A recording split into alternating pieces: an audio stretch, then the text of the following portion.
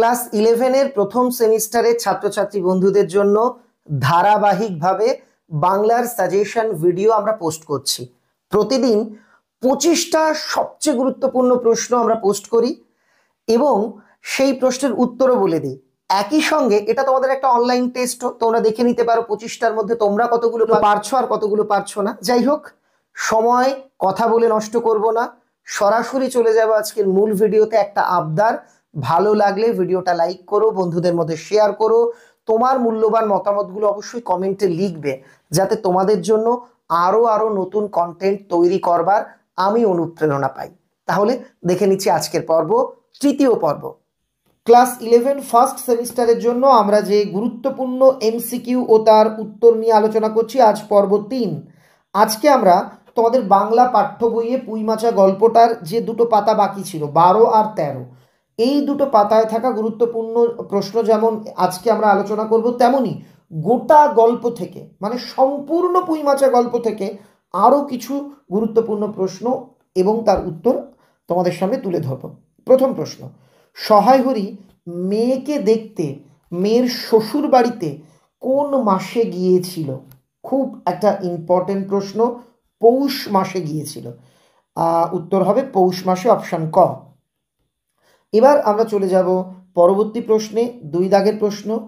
কার নামে নীলকুঠির আমলে বাঘে গরুতে এক ঘাটে জল খেয়েছে? উত্তর হবে এটা পরমেশ্বর চাটুর্যে। পরমেশ্বর চাটুর্যে, অপশান ক। তার নামে নীলকুঠির আমলে বাঘে গরুতে এক ঘাটে জল খেয়েছে। এটা খুব ইম্পর্টেন্ট প্রশ্ন, গত বছর কিন্তু প্রচুর স্কুলে এই প্রশ্নটা কমন ছিল। পরের প্রশ্ন, কোন মাসে খেন্তির বসন্ত হয়? এটাও যথারীতি কিন্তু খুব ইম্পর্টেন্ট। এটা অনেকেই তোমরা গুলিয়ে ফেলো। উত্তর হবে ফাল্গুন মাসে। খেন্তির বসন্ত হয়েছিল ফাল্গুন মাসে। পিঁপড়ের টোপে ড্যাশ চার তো সুবিধের হবে না, মানে পিঁপড়ের টোপ দিয়ে মাছের যে খাবার তাকে বলা হয় চার, সেটা কিসে সুবিধের হবে না? বইয়ে কিন্তু স্পষ্ট বলে দেওয়া আছে মুড়ির চার, অর্থাৎ অপশান খ, মুড়ির চার সুবিধের হবে না। চলে যাব আমরা 5 দাগের প্রশ্নে। প্রথম পিঠেখানা কার উদ্দেশ্যে ফেলার কথা পুটি বলেছিল? গ্রামীণ সংস্কার অনুযায়ী প্রথম পিঠে মা সারা ষষ্ঠী, সরা গাছে থাকে মা ষষ্ঠী, তার উদ্দেশ্যে নিবেদন করতে হয়, তাহলে ছোট ছোট সন্তানদের বাড়ির আর কি কল্যাণ হয়। 6 দাগের প্রশ্ন, সারা গাছের ঝোপের মাথায় কোন লতার সাদা ফুলের মধ্যে জ্যোৎস্না আটকে ছিল? উত্তর হবে তেলাকুচা, তেলাকুচা লতা। চলে যাব আমরা পরের প্রশ্নে, 7 দাগ। তাহার স্বরটা যেন ক্রমে তন্দ্রালু হইয়া পড়িয়াছে। খুব ইম্পর্টেন্ট আর একটা ক্রিটিক্যাল লাইন, তোমরা অনেকেই গুলিয়ে ফেলবে। উত্তর হবে কাঠঠোকরা। একটা কাঠঠোকরা ডাক ছিল, তার আওয়াজটা যেন তন্দ্রালু, অর্থাৎ ঘুমে ঢুলুঢুলু হয়ে পড়ল। দিদি বড় ভালোবাসতো, পুটির মতে তার দিদি ভালোবাসতো। মোস্ট ইম্পর্টেন্ট প্রশ্ন, এটাও দিতে পারে। দিদি বড় ভালোবাসতো বক্তাকে, পুটি কি ভালোবাসতো তার দিদি? এখানে কিন্তু হবে পিঠে, পিঠে ভালোবাসতো। এবার চলে যাব 9 দাগ। মাচার উপরে বেড়ে ওঠা কচি কচি সবুজ পুঁই ডাগাগুলো কিসের প্রতীক? এই যে পুঁই ডগার কথা বলা আছে, সেটা কিসের প্রতীক? সেটা হচ্ছে প্রবর্ধমান জীবনের প্রতীক, অর্থাৎ বেড়ে চলা জীবন, বয়ে চলা জীবনের প্রতীক। 10 দাগ। এই 9টা হচ্ছে 12 আর 13 নাম্বার পৃষ্ঠা থেকে আমরা প্রশ্ন দিলাম। এবার আরও কিছু প্রশ্ন, মোট 25টা করে আমরা যেহেতু প্রশ্ন দিচ্ছি, এই গল্পেরই বিভিন্ন জায়গা থেকে এবার দেব। শুকনো পাতায় খসখস করতে করতে ঘন ঝোপের মধ্যে কি ছুটে পালিয়েছিল? এই উত্তরটা 10 দাগ দিয়ে তোমরা আমাকে কমেন্টে লিখে জানাবে, এবং আজকেও কিন্তু তোমাদের কমেন্ট করে আমাকে জানাতে হবে যে 25-এর মধ্যে তোমরা কত পাচ্ছ। 11 দাগের প্রশ্ন, 3 জনই খানিকক্ষণ নির্বাক হইয়া বসিয়া রইল। 3 জন কে? অন্নপূর্ণা আর তার 2 মেয়ে রাধি আর পুটি, কারণ তখন খেন্তি মারা গেছে, তাহলে এখানে হবে অপশান ক। এবার 12 দাগ। অন্নপূর্ণা আমসত্ত্ব তুলছিলেন। এটা প্রচুর স্কুলে কিন্তু গতবার এসেছে, বা এটাও দিতে পারে যে কখন অন্নপূর্ণার মন হুহু করে উঠল আমসত্ত্ব তোলার সময়।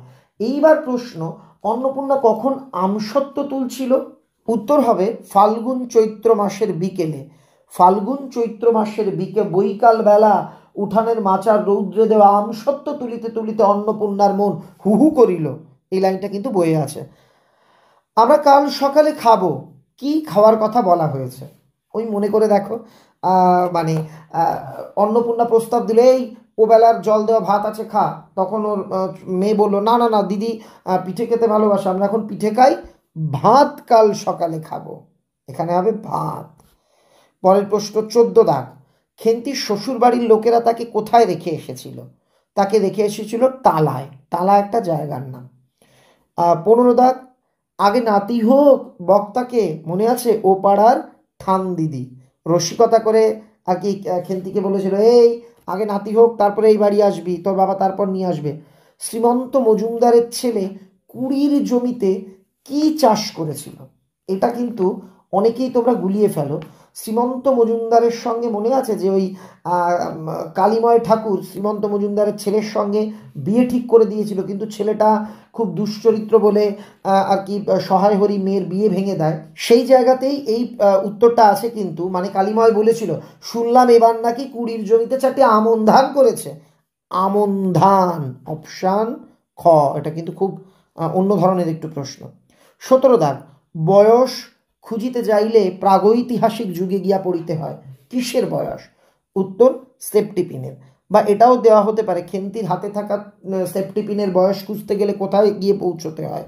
উত্তর প্রাগৈতিহাসিক যুগে।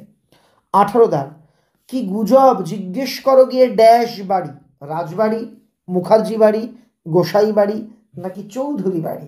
এখানে উত্তর হবে গুজবের কথা চৌধুরীদের বাড়িতে গিয়ে জিজ্ঞেস করো। 19 দাগ, ক্ষেত্রীয় শব্দের অর্থ কি? খুব ইম্পর্টেন্ট একটা প্রশ্ন। অকুলীন ব্রাহ্মণ, অকুলীন ব্রাহ্মণ হচ্ছে ক্ষেত্রীয় কথার অর্থ। 20 দাগ, স্বভাব নইলে পাত্র দেবে না কে? এটা হচ্ছে কেষ্ট মুখুজ্জে, মনে আছে যে ওই কালীময় সহায় হরিকে ডেকে সামান্য ভূমিকা করে বলল যে কেষ্ট মুখুজ্জে এরম ছিল, ওই জায়গায় আছে। নিঃশব্দে খিড়কি দৌড়, এখানে দৌড় নয়, খিড়কি দৌড় দিয়া বাহির হইয়া গেলেন কে? নিঃশব্দে খিড়কির দরজা দিয়ে কে বাইরে গিয়েছিল? উত্তরটা একটু মনে করিয়ে দিই। যখন আর কি খেন্তি আর তার বোনেরা মিলে ওই পুঁই শাক আনলো, তার মা চিৎকার চেঁচামেচি করলো, তখন সহায় হরি মনে করলো এখানে থাকা নিরাপদ নয়, তখন সে মানে একদম নিস্তব্ধভাবে একদম চুপচাপভাবে সে ঘর থেকে বেরিয়ে গিয়েছিল খিড়কি দৌড় দিয়ে। উত্তর হবে সহায় হরি। এবার 22 দাগ, ওই কোনাটা ছিঁড়ে একটুখানি, কি দেওয়ার কথা বলা হচ্ছে বা কিসের কোনা? এখানে হবে আমসত্ত্বের কোনা। এই অনুরোধটা মাকে করতো, খেন্তি করতো। বিয়ের দিন খেন্তি কি পরেছিল? উত্তর বালুচুরি শাড়ি, বালুচুরি বা বালুচূড়া যেটা অপশানে থাকবে। এখানে 24 দাগের প্রশ্ন, খেন্তির স্বামীর বয়স কত? খেন্তির স্বামীর বয়স কত? উত্তর হচ্ছে 40 বছর। তারপরের প্রশ্ন, সেগুলো কুড়াইয়া লইয়া আসিলেন, খুব ইম্পর্টেন্ট একটু ক্রিটিক্যাল প্রশ্ন, আমি ইচ্ছে করে উত্তর বলবো না, বই খুঁজে তোমরা আমাকে কমেন্টে লিখে জানাবে, কিংবা তোমরা বই না খুঁজেও যারা জানো আমায় বলতে পারো। অন্নপূর্ণা কি কুড়িয়েছিলেন? তৃতীয় পর্বের সাজেশন এখানে শেষ হলো। তুমি যদি প্রথম বা দ্বিতীয় পর্ব না দেখে থাকো প্লেলিস্ট থেকে অবশ্যই দেখে নিও। এই গল্পটি লাইন ধরে পড়ানো আছে, সেটাও কিন্তু প্লেলিস্টে গেলে তুমি পেয়ে যাবে। কেমন? আগামী পর্ব নিয়ে খুব তাড়াতাড়ি হাজির হব।